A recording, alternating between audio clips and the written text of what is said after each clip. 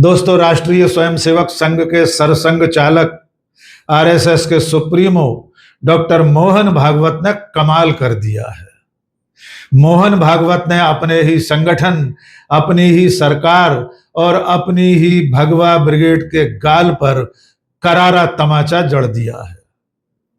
जंतर मंतर के आंदोलन के बाद जिस युवा पीढ़ी को देशद्रोही टुकड़े टुकड़े gang, Soros funded Khalistani Pakistani बताया जा रहा था, उस युवा पीढ़ी को मोहन भागवत ने खुद से ज्यादा ईमानदार और देशभक्त कहा है।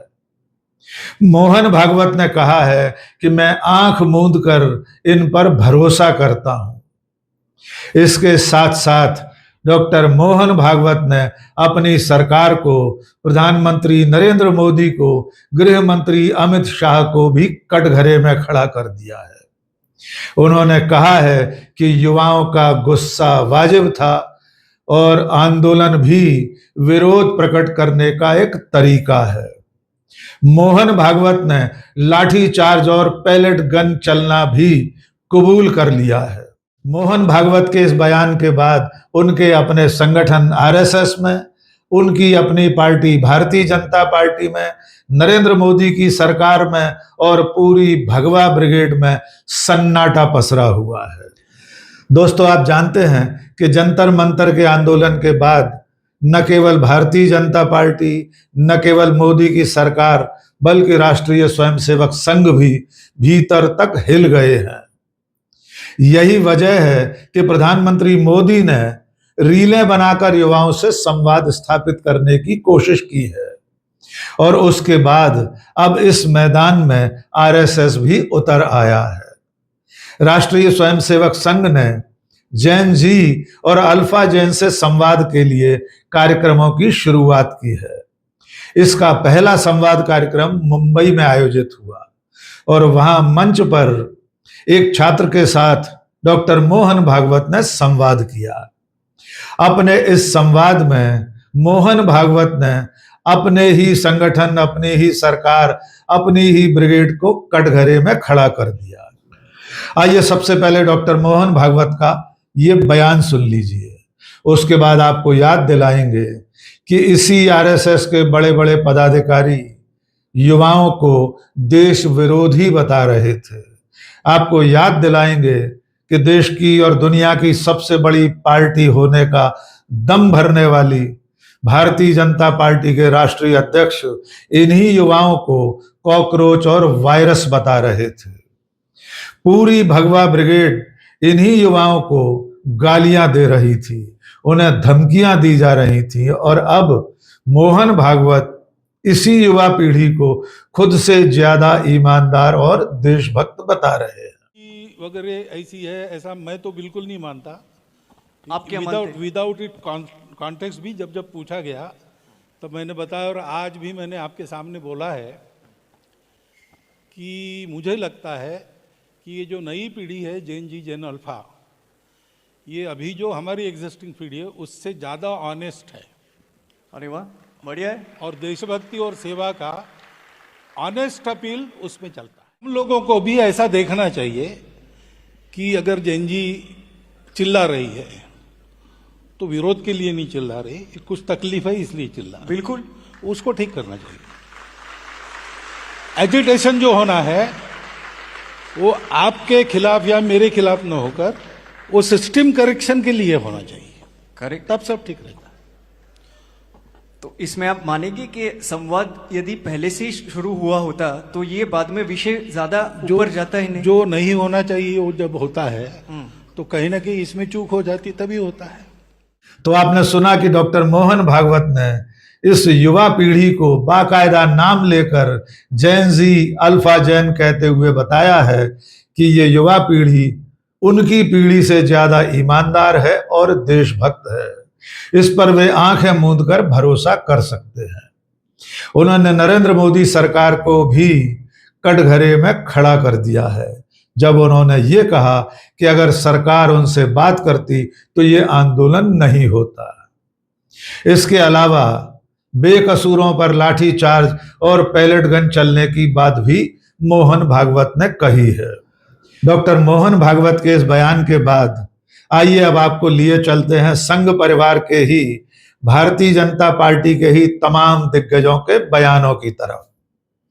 आज डॉक्टर मोहन भागवत इस युवा पीढ़ी को देशभक्त बता रहे हैं और अब से चंद रोज पहले तक उन्हीं के संगठन के बड़े बड़े पदाधिकारी, उन्हीं की अपनी पार्टी भारतीय जनता पार्टी के लोग इसी युवा पीढ़ी को देशद्रोही, खालिस्तानी, पाकिस्तानी, टुकड़े टुकड़े गैंग, सोरोस का एजेंट, पाकिस्तानी और चीन से फंडेड बता रहे थे।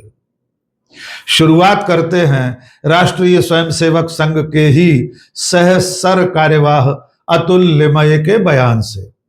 अतुल लिमये ने चंद रोज पहले कहा था कि जंतर मंतर पर आंदोलन करने वाले लोग, जंतर मंतर पर इकट्ठे हुए युवा पीढ़ी के लोग संविधान विरोधी हैं, देश विरोधी हैं। उनके पहनावे तक पर अतुल लिमये ने सवाल खड़े किए थे। आइए सुनिए अतुल लिमये ने क्या कहा था। विरोधातलं एक आंदोलन, अगेन्स्ट द कॉन्स्टिट्यूशन, संविधानाच्या विरोधातलं एक हत्यार म्हणून उपयोग केलेलं आंदोलन आहे। या अर्थाने बघा, अगेन्स्ट द नेशन, भारत विरोधातलं एक आंदोलन या अर्थाने उभं केलेलं आंदोलन आहे। या अर्थाने या शक्तीकडे आपण नीटपणे बघितलं। अब सुन लीजिए भारतीय जनता पार्टी के राष्ट्रीय अध्यक्ष नितिन नवीन का भाषण। नितिन नवीन ने जंतर मंतर पर आंदोलन करने वाले युवाओं को कॉकरोच और वायरस बताया था। उन्होंने ये भी कहा था कि ये युवा देश को खोखला करने वाले, देश को तोड़ने वाले लोग हैं। ये लड़ाई सामान्य लड़ाई नहीं है। जिस प्रकार से इस देश में एक वायरस और कॉकरोच जैसी पार्टियां आ रही हैं, ये देश को खोखला करने वाले लोग हैं। इन वायरस और कॉकरोच वाले लोगों को निश्चित रूप से ध्यान रखने की जरूरत है। ये देश के टुकड़े करने वाले गैंग के लोग हैं। इन देश के टुकड़े करने वाले गैंग के लोगों को सबक सिखाने का काम भारतीय जनता पार्टी का कार्यकर्ता ही कर सकता है। मोदी सरकार के मंत्री बंडी संजय कुमार ने जंतर मंतर पर हुए आंदोलन को anti social, anti national, anti Sanatan भी कहा था। बीजेपी के सांसद डॉक्टर निशिकांत दुबे ने जंतर मंतर के आंदोलन को विदेशी ताकतों की साजिश बताया था। उन्होंने कहा था कि ये आंदोलन देश विरोधी ताकतें चला रही हैं, इसके पीछे खालिस्तानी ग्रुप्स हैं, पाकिस्तान आधारित ताकतें, बांग्लादेश इस्लामिक तत्व और सोरोस फाउंडेशन के लोग शामिल हैं। कुछ और बयान आपको याद दिला देते हैं। बीजेपी के सांसद तरुण चुग ने जंतर मंतर के आंदोलन को एंटी इंडिया साजिश कहा था। सांसद कंगना रनौत ने जैन जी को जनरेशन गटर कहा था। और रमेश विधुड़ी जो बीजेपी के ही सांसद रह चुके हैं, उनका वो बयान आप सुन चुके होंगे, जिसमें रमेश विधुड़ी ने जंतर मंतर पर जुटे युवाओं को पंचर जोड़ने वालों की, पंचर वालों की औलाद कहा था। आइए रमेश विधुड़ी का ये भाषण भी सुन लीजिए। बेकाकर वहां पर 20-50 हजार बच्चों को, वो जो बेरोजगार पंचर लगाने वाले वहां पर ज्यादा थे, ताला बनाने वाले वहां पर ज्यादा थे, पंचर लगाने वाले मालूम ही है आपको, वो लोग वहां पर ज्यादा थे और छात्र लोग वहां पर कम थे। ये भी मैं आपको जानकारी देना चाहता हूं। और क्या भारत की बेटी या भारत का बेटा मोदी जी के बारे में, उनके परिवार के बारे में इस प्रकार की बातें कर सकते हैं क्या? वो पंचर लगाने वालों की ही औलादें होंगी, पंचर लगाने वालों के ही खानदान होंगे जो मोदी जी के बारे में इस प्रकार की बातों का उपयोग कर रहे थे। भाई, इसके अलावा आरएसएस और बीजेपी के समर्थक गीतकार मनोज मुंतशिर ने जंतर मंतर के आंदोलन को देशद्रोहियों, भारत तेरे टुकड़े होंगे वालों का आंदोलन कहा था। और बीजेपी आईटी सेल के मुखिया अमित मालवीय ने पूरे आंदोलन के दौरान कोई कोर कसर बाकी नहीं रखी थी। लगातार अमित मालवीय और उनका सोशल मीडिया सेल युवा पीढ़ी को देशद्रोही बताता रहा था।